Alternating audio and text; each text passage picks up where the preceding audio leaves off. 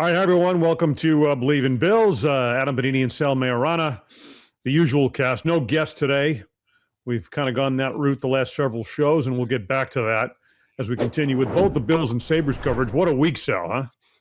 Yeah, man, I'll tell you, you were lucky to be there Tuesday or whatever that was. What was it? What are we? That was Sunday night. Sunday night. I sat on my couch, Adam, and I mean, we'll talk about all this tomorrow, I guess, but I sat on my couch just unbelievable that they 8 minutes to go in that game, they were dead in the water, had done nothing, had pissed everybody off to the point where they were getting booed in their first playoff game in 15 years. And then for that to happen, that's an all-time moment. You were lucky to be there. You and I have both been in that building and the stadium for a gazillion incredible moments, but that had to be right near the top of the list, man. That was amazing game. And talking to Paul Hamilton about it, our Sabres insider at WGRZ, and of course on the Sabres call with WGR Sports Radio 550, we agreed the only other time we'd heard that building like that was when Drury scored late to tie it against the Rangers and a Fanaganoff won it. Won it. That the place was that berserk. I mean, standing where I was, essentially first row balcony, the floor was shaking. The concrete floor was shaking, and when Samuelson scored.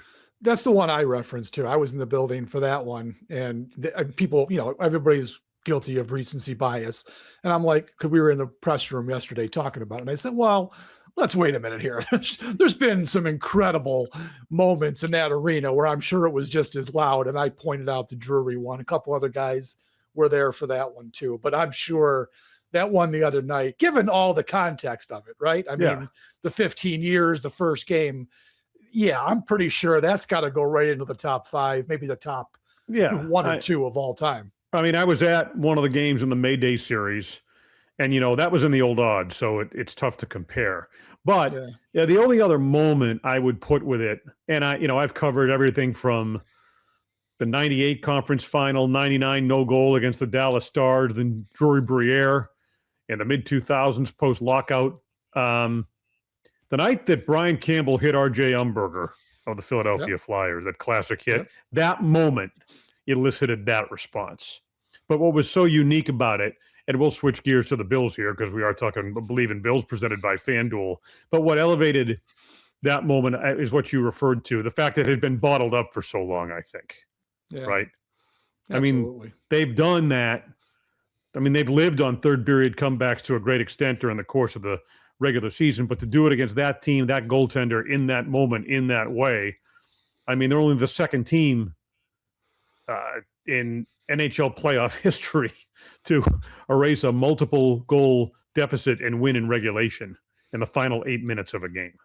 Yeah, while being shut out. Right. It's incredible. That was the thing that people forgot about there. That's happened other times, but they were getting shut out. That was the key to the stat.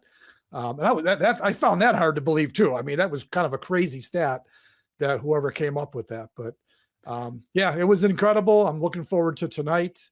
So we'll see. But when we talk tomorrow with Matt Fairburn from The Athletic, it would be pretty cool if they're up 2-0 going to Boston. That would be nice. No doubt about that. All right. That does what just nice little promotion there. Believe in Sabres resumes tomorrow afternoon. We'll record at 2:30 and have it posted, or 2 o'clock or so, and then have it posted shortly thereafter. This is Believe in Bills presented by FanDuel. And I remember one of the years, I forget which one it was, Sal, when Ed Kilgore was still the sports director at WGRZ, and I was on the road with the Sabres, I think to Philadelphia. I should have looked this up before the start of the show. But where, the Bills, the first round of the draft is going on, and I'm barely even dialed into it. I'm looking at updates because I'm covering the Sabres in the playoffs. And that's kind of inside baseball in terms of a media standpoint, you know what I mean? But it illustrates, what this week offers to the fans. I mean, it really is a unique thing. We're going to be, there's been, this is my 37th draft. So, there's been a number of times where there's been Sabres playoff games going on during the draft because it's just happens to be when it falls. Now, we're kind of lucky on Thursday night that the game assuming there's no overtime, the game should be over before the Bills make their pick at number 26. So we should all get a chance to watch most of the game and then hunker down when Beane gets up there and makes his pick, assuming he makes a pick on the first day. So we can segue right into that and start talking about the draft here. That's exactly how I'm going to segue. And it goes to yesterday's media availability. Again, as we record this on a Tuesday afternoon, Beane earlier in the day yesterday, along with Josh Allen and Joe Brady, with the veteran minicamp starting up, his pre-draft media avail kind of embedded into that. And they traditionally don't say much. I mean, Brandon Beane is one of his great skills, I think, is sounding really good at saying nothing. Yeah. Right. Well, they all do that. Every GM I've ever dealt with does that at draft time. But so that was nothing new. But yeah, and then Brady was the same way. Although I've come to find out, Adam, that Joe doesn't say much about anything at any point. He's a lot of verbiage, and there's not a whole lot that's there that's usable. But that's another thing that we don't have to discuss too much either. Yeah, yesterday was like, and I told the guys before we even started, can we try to keep this to 15 minutes each? Because there's anything beyond 15 minutes is just superfluous. Well, of course, everyone's got to get a question in, and it dragged on for, close to an hour and a half between the three of them, of which I'm going to use about 4 quotes from all of that by the time I'm done writing today. So it's like, whatever. So I don't usually learn a whole lot from those things. No, right. Obviously. And that's true for all of us, but there are it's kind of looking for needles in a haystack, right? And you may find 1 or 2 of them when you go back and listen to everything that's said. And I thought a pretty obvious one. I was talking with Vic Carucci about it in preparation for our television program last night, topics, that sort of a thing. And I thought, Beane, I think it was Jay Skursky from the Buffalo News who had asked him, how many first-round grades do you have in this draft? And he wouldn't give the number, but he talked about being on the low end of what they'd normally have in a draft. And to me, that signified that was a window you could open up and actually look into and maybe see something in the likelihood that he trades down from 26. To me, comment from him added to the notion and the likelihood that they actually do that if they can find a partner. Yeah, the consensus on this draft from all these draft analysts and, NFL, media people is that this is a lower talent draft than most. I mean, those first, 10 or 12 guys are probably going to end up being really good players, no doubt, but it really thins out this year. And you start, of course, with quarterback. It's a terrible draft for quarterbacks. Fernando Mendoza will be number 1. And there's even speculation that he probably wouldn't be number 1 in a lot of previous years. And then after that, Ty Simpson, who I've seen everywhere from I've seen everyone from the Cardinals being absolutely batty and picking him number 3, which would be ridiculous, or going in the 3rd round. I mean, that's how big the variance is on him. And then there's not even another guy that you even consider. So you started quarterback, and that always drives the draft anyways. And you can just tell that it's just not going to be one of those drafts where there's going to be a bunch. Now, there could be some surprises, obviously, but it's just not a real sexy draft this year. So yeah, you look at what he said. I would guess they probably have no more than 15 first-round grades. I was going to say this that draft. Too. There's no way. I mean, there was a way, I guess, but it would be shocking if, and they'll never tell us, but if any of those guys were to get to the Bills at 26. So the discussion comes, can you trade back out of the first round and get some value and pick up a pick, maybe 2? The problem, Adam, is that it's not a great draft. And you got to find a partner to do this with. Who's going to be your partner? Who's going to want to go back up into the first round to pick a player at 26 who they probably don't have a first round grade on? I think it's going to be a tough thing to do for Beane. I hope he does it. I'm writing a story today, my preview, and that's the number 1 point I'm making, is that to hit this draft or nail it, the best thing he could do would be trade down and get out of that first round and maybe pick up some value. But you got to find somebody else to deal with. And I think it's going to be tough. I think several teams in that last 10 picks are going to look to trade out. How many teams are you going to be able to look to trade in? It's going to be hard to do for the Bills. All right. So you had written an article, and I thought the way you approached this was transparent and extremely, kind of well-founded, well thought out, and well done. When you talked about how you speak to a reader or a listener, everyone's guess is pretty much as good as ours, right? Yeah. Maybe with the exception of the fact we have a little bit of inside on some of these candidates and what might attract them more specifically to Buffalo at this point. But it's wide open as far as the Bills are concerned at 26. So let's assume for the moment that they stay there, right? That they're going to be at 26 and they don't have a trading partner and they have to make a pick. It was 2 or 3 articles ago. You can catch it on Sal's X feed or certainly at democratandchronicle.com. And you laid out was it 6 players who you thought if they were there made sense?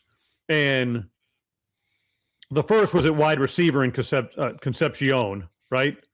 Yeah. Well, first, let me explain. The premise of the article is that throughout the years, Adam, everyone throws names out as in the mock drafts for the Bills, no matter where they're picking. But you can usually pinpoint it to 2, maybe 3 positions at the most, where it's probably going to come from that group.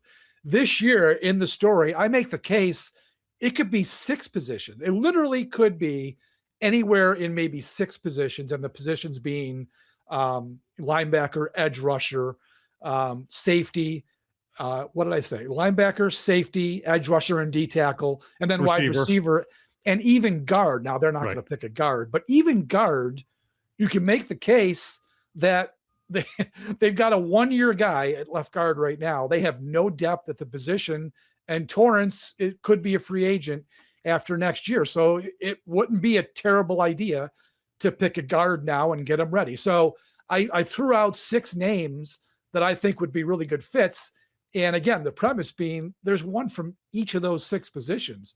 And I wouldn't argue with any of them. I mean, I would not sit there in that room tomorrow or Thursday night in the press room and badmouth Beane for picking any of those guys at one of those positions, because there are legitimate needs at all 6 of those positions. All right. So we'll run through them, but I want to start with the receiver discussion, because before we get into the kind of the nitty gritty of your list and those examples, I want to reference back to the news conferences on Monday. And, I did think it was interesting again. So Joe Brady, no matter what, is defending Keon Coleman. Sure is. Right. I mean, he is on that hill. The PR machine is cranking, Adam. Cranking.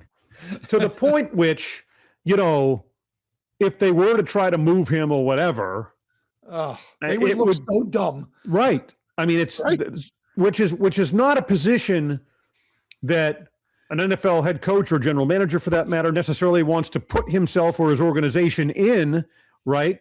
Unless he really believes it. I mean, Adam, they've made him untradeable. I mean, all this talk, how stupid would they look if they actually turned around and traded him? And that would show other players around the league who might be thinking about signing with the Bills that, man, these guys just flat out lie to your face. Keon Coleman is probably seeing all these things, even after the Bagula nonsense, and he got his feelings hurt. I'm sure he's over it now because he's heard Beane and Brady just nonstop professing their love for him. They can't trade him now. It would be the dumbest thing the Bills could ever do. So that's why I don't think they're going to pick a receiver. You're going to keep Coleman up. The only argument I made for doing it is if you're going to trade him, because now you've added DJ Moore as your quasi second round pick, right? You could look at it that way.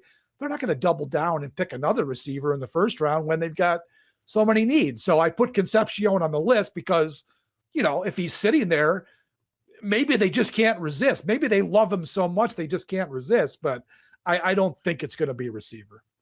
Yeah, I would agree with you. Not after, because I mean, Beane, you think back to how he referenced acquiring Diggs, right, and the use of assets and all those things. I think he made reference to it in the press conference. I mean, he's looking, you just said it, he's looking at DJ Moore as his second round pick. Yeah. Even when you talk about the chasm that exists without the second rounder, as it'll be at the front end of this draft, Beane will just sit there and to rationalize it. I mean, he's saying it to us, and I'm sure he's saying it internally. DJ Moore's our second rounder. We have a second round pick. It was DJ Moore. And I Diggs understand that way of thinking, I guess. I do. Diggs was their first round pick in 2020. That's exactly how he framed that discussion. And his point then still holds now. Are we going to pick a receiver in the first round in 2020, or are we going to bring in a guy who's already a great player who could be an all-pro with us for 4 years? Same thing with DJ Moore. You can pick a guy in the first round who, yeah, we hope he can play, or you plug in DJ Moore with 8 years of really nonstop production at that position who still has plenty to go. So he's kind of considering it. You're exactly like you said. That's our second round pick. We picked a receiver in the second round, only he comes here with almost 400 catches or whatever it is in the NFL, a guy they can just plug and play immediately. So you can't argue. You can't really argue with that. Like I said, the only reason you would pick a receiver anywhere in this draft is if you're moving off Keon Coleman. And I don't think they're going to do that. All right. So next would be, and I should mention here, FanDuel, presenting sponsor for Believe in Bills and other shows on the Believe Network. They are out with their mock draft. And at number 26, they have mocked another one of your targets, so to speak, the guys you mentioned in your article. Edge rusher at 26, Cassius Howell, which I know is a guy that you really like. Has to, the arms are an issue, right? The length. But he's a very interesting candidate should he be there at 26, given their need at that position.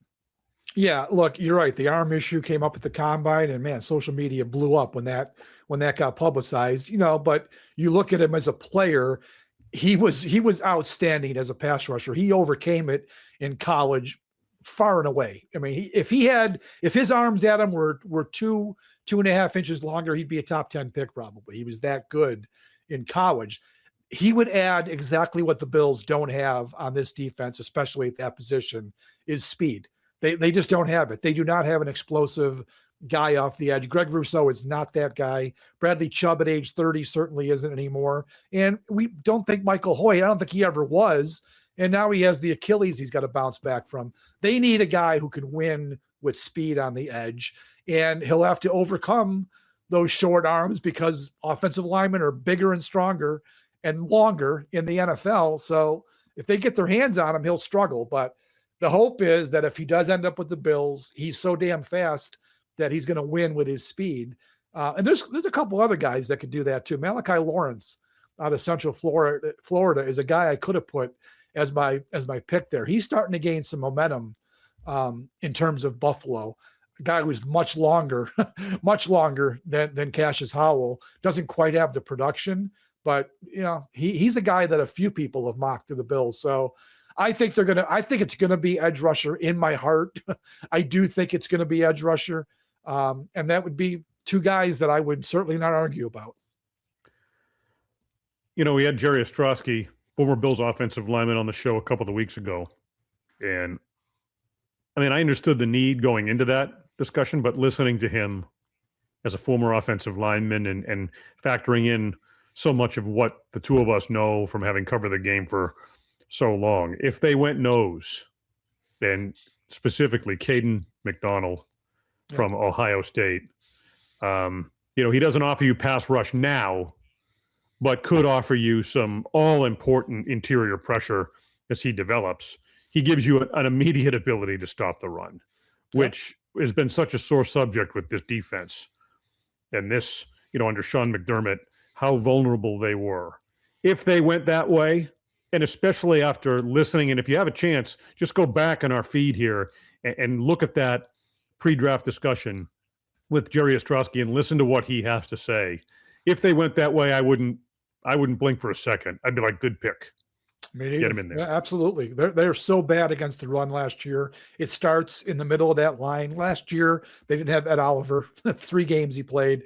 Daquan Jones started to show his age. TJ Sanders was hurt part of the year and really wasn't up to it. Deion Walker gave him a good year in the middle. Then they're filling in with Jordan Phillips and Zion Logue and Federi. That's not even serious. That's not even a serious discussion you should be having with those guys. So, yeah, I mean, people say, you can get better value on a D tackle later. From what I've been reading about this draft, it's not a great draft for D tackles either. It's going to be a pretty thin class. McDonald And I think Kristen Miller from Georgia are probably the top two guys. And I think it's probably a slight reach in the first round. I mean, I think he'll go McDonald in the first round somewhere late. Buffalo would be fine.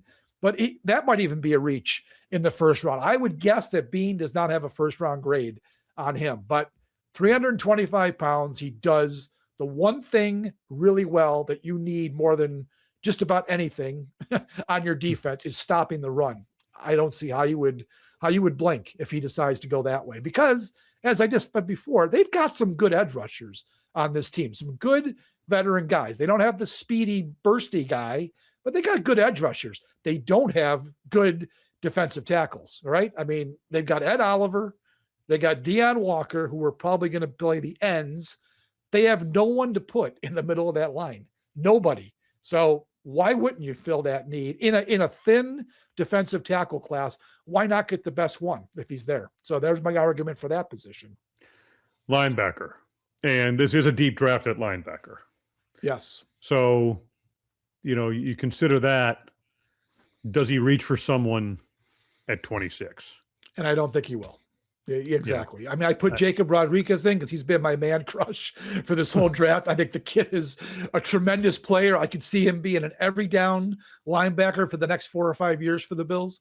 And why wouldn't you want that player? You've got a lot of question marks with Terrell Bernard's availability. Dorian Williams is going to be a free agent. And we all love Joe Andreessen. You don't want him playing 3 downs on your defense. You want him on special teams. So there's a clear and obvious need for an every down off-ball linebacker. Now, it is a deep draft, Adam, so they could probably avoid doing it in the first round. There's probably there are guys just like Jacob Rodriguez that they could get in with their third round pick at number 91 probably. I just happen to really like him, and I know for damn sure he's not going to be there at 91. He will be gone somewhere in that second round, and right now the Bills don't have a second round pick. So that's why I put him there. Again, kind of a man crush, I'll admit it. But I don't think they're going to pick him at that spot, and I don't think they're going to have a chance to pick him later on unless they make a trade. Safety is a need. They have it addressed for this season, but it is long-term.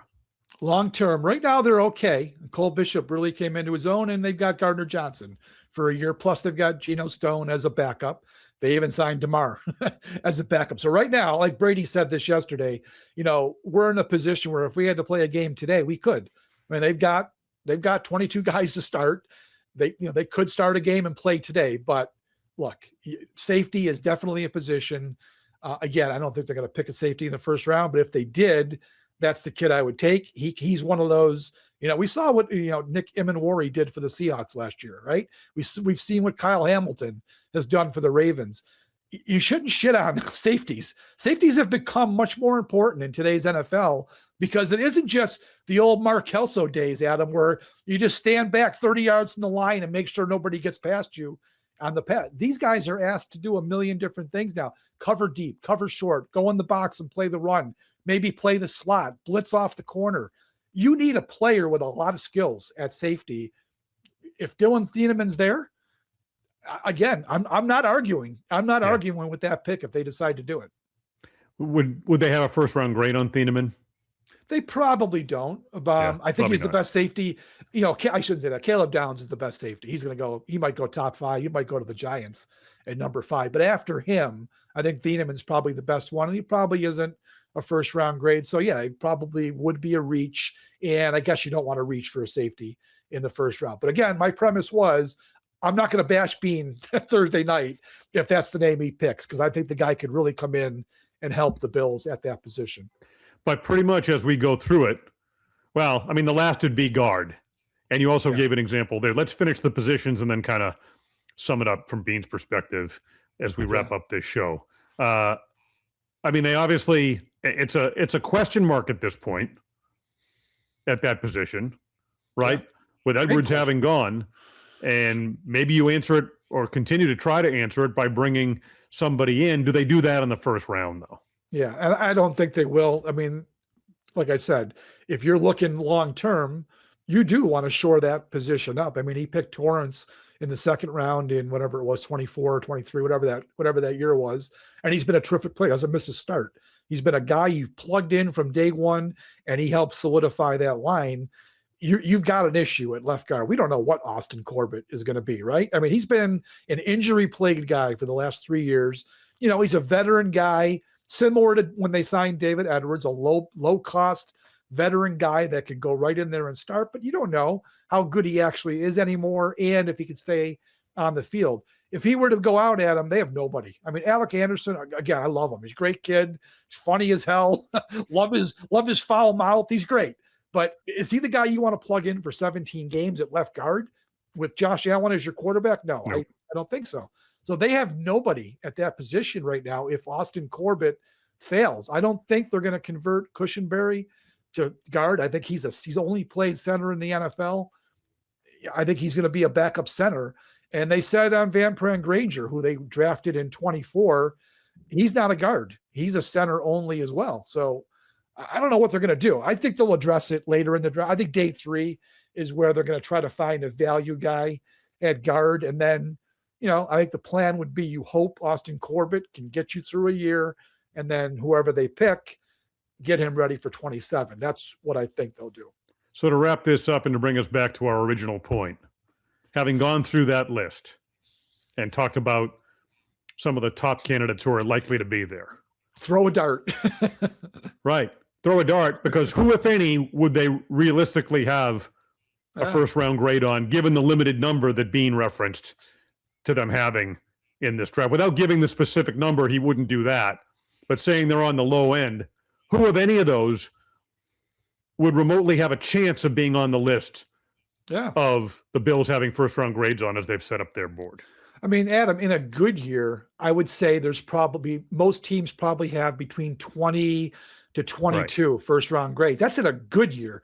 This is not a good year, according to, again, what the analysts say. I don't study the draft like they do. I'll buy what they're saying. Guys like Dane Brugler and Kuiper and McShay, all these guys, Jeremiah, they say it's a weak draft this year. So what do teams have? 15, maybe max first-round grades? Max. So anybody you pick late in the first round is probably going to be, you're not going to have the value. It's probably a better off second round pick, which is why, going back to my original point of all this, is if he can find a partner to trade down with, fans will hate it. They'll be pissed off if they sat around all night on Thursday. Well, they'll watch the Sabres game and then tune in, but they'll be pissed off if the Bills don't make a pick, but they shouldn't be. If they don't make a pick, I'm telling you right now, that's a better situation for the Bills, and I'm pretty sure you agree with me. No, it absolutely 100. You can't reach. You can't reach. I mean, if he doesn't have a partner, he's probably going to be forced to reach. But if you do that repeatedly, it erodes the talent on your roster. And relative to the contracts and what you have to pay and everything else, I mean, the value has to match up. I mean, we've seen him fall short. We've seen what happens to the Bills in terms of Beane and what he hasn't been able to really hit on far too often at the top end of the draft, which is why if you can get out of being forced to do something like that, it's outstanding if he can move back, pick up picks, and select players that are a better match in terms of value and move forward with that. Before we went on, I'm writing my preview. So I had just written this paragraph, like not even 5 minutes before we went on. And you look at his first round picks, and he whiffed on Kyer Elam. He knows it, he admits it, we all know that. But the other first round picks he's made have all been, there's no misses there, Adam. I mean, there's no all pros with the exception of Allen. And you want your first rounders to be all pros, but you also have to remember the Bills are always picking in the 20s or 30s, right? Since he's been making these picks. So it's tough to find all pros sometimes down there. But every guy he's picked, you look at him, Allen, Edmonds, Oliver, Rousseau, Kincaid, right? Those guys, even Hairston will see, those guys have all been core members of the team, right? They've all been here multiple years. Edmonds was here 5 years as a starter. You can't call him a miss. I mean, at number 16, you would have liked maybe a Pro Bowl or two. Well, he did make some Pro Bowls, kind of the cheap way. He backed in. I never really considered him a true Pro Bowl player. All pro is what you judge him on. So you would have wanted more from him, but he was a good player, Adam. He was a core member of that team for 5 years. Dalton Kincaid has been that guy for, 3 years. He's been a good player for them. Rousseau is going on 6 years now. So I wouldn't say that he's killed. I mean, he's been terrible in the first round. He's been good. It hasn't been great. It's been good given where he's picking every year. But there have just been some notable other misses, second round misses. He's had Boogie Basham and whatever. So his overall draft history, I think fans are very frustrated by it, and I can understand why, because they do lack that top end talent. They don't have all pro players. Matt Milano was an all pro 1 year, great pick, wasn't even his. Obviously Josh Allen, but it's hard. They don't have when Bills players go in free agency, other teams aren't really signing their guys. I mean, Edmonds got a big deal, but he's been fine in the mid rounds. He's been fine in the mid. And what alternate universe are we in where you're more optimistic on a point like this than me? I'm not. I get it. I'm not labeling those guys misses with the exception of Elam. No. What I am saying is Oliver's a good example of it. Yes. Number 9 has not lived up to it. Has not lived up to that. And with the consistency, Rousseau, another example of it. But again, my point is Ed Oliver's been here going on 8 years now. He has been a good, productive player for them. Not an all-pro. He should have been an all-pro. As the number 9 pick, you wish he was an all-pro. He wasn't, but he's been a good player for them. That's why I don't shit on his first-round picks, except for Elam, of course. And even Rousseau. You mentioned Rousseau, right? You were about to say about Rousseau. Yeah, Rousseau hasn't been up until, he needs to be more consistent. He needs to realize that top end. He was the number 30 pick, though. He was number 30. He's not number 9, right? He's been a pretty good player for number 30, I guess, what I would say. And he's still with the team. They got a second contract out of the Bills. So it hasn't been as bad as fans want to make it out to be, but I can understand the frustration too. Yeah. And Kincaid. Kincaid. Stay on the field. Kincaid was a pick they shouldn't have made. I will say that about Kincaid. Yeah. I didn't understand the pick in the first place after they had just given Knox the contract. So that one, I think he still has a chance if he could ever be healthy to be a really good player for them. But that's another one. I'll give you that was a pick. It hasn't been a bad pick. It was just probably an ill-advised pick. So that's where things stand. That's the history. And if anything, it does lend credence to the kind of a tough spot, given the nature of this draft that we've talked about that Beane finds himself in, holding that 26th pick. Yeah. And everyone's going to know he's going to want to trade out of it, right? He won't be alone. Other teams in that neighborhood, right? I mean, I'm sure many are viewing this draft much the same way. So it's an interesting point to see how it all resolves. It's really a tough spot, Adam, because it's a weaker draft. Picking 26 is going to be difficult to find a true stud. And they also have such low draft capital this year. Right now he's got 7 picks. He's only got 2 picks in the first 125. They pick 126 in the 4th round. He's got 2 picks in the first 125 picks. And then 2 of his 7 picks are in this. Well, actually he has a first pick of the 6th round, which isn't awful, but it's still a 6th round pick. And then he has 1 in the 7th. So the draft capital, and you base that on how many picks you have and where you're picking. They're in the bottom 3 or 4 teams in the league this year in draft capital. So it's really, he's in a tough spot. That's why I'm saying trade out of that pick. Trade out of it. And you could pick up some draft value if you do that. He needs to try to find a way to do that. All right. So we'll see. And we'll, of course, chart all of it here on Believe in Bills. Sal Maiorana of the Rochester Democrat and Chronicle. I'm Adam Benigni of WGRZ TV, Sports Talk Live Buffalo. Believe in Sabres returns tomorrow afternoon. We record with Matt Fairburn, who presumably may be over in Boston at that point. Not sure of his travel schedule, but he's traveling later in the day, so we should get him before he leaves. Okay.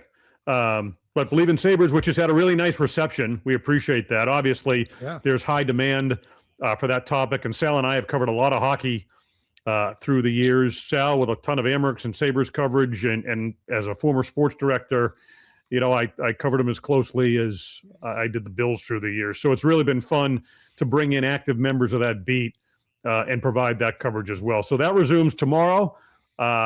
This is our draft preview edition. We will come back on Friday at some point. We'll have an update on and some takes on what they've done with that 26th pick, whether it is they make a selection or they do trade down.